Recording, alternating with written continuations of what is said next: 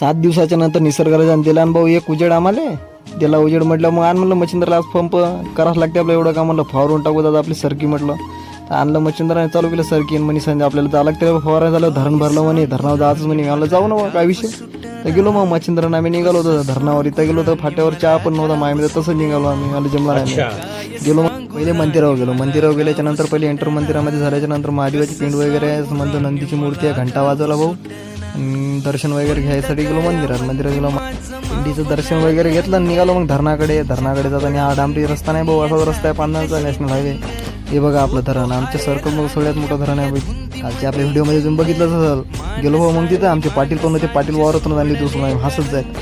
मग गेलो डायरेक्ट आम्ही हे बघा हे याला सांडवा म्हणतात आम्हाला इथे टाकी की भरली पाणी चालू होता. मग आमच्या गाड्यांची गेली छत्री चालू आहे गावरान छत्री. मी पण घेतली छत्री. मग काय सोडा मी ते एक फळ दिसले मित्रांनो. हे पण तुम्ही लहानपणी खात असाल तर सांगा मित्रांनो याला काय म्हणतात कमेंटमध्ये.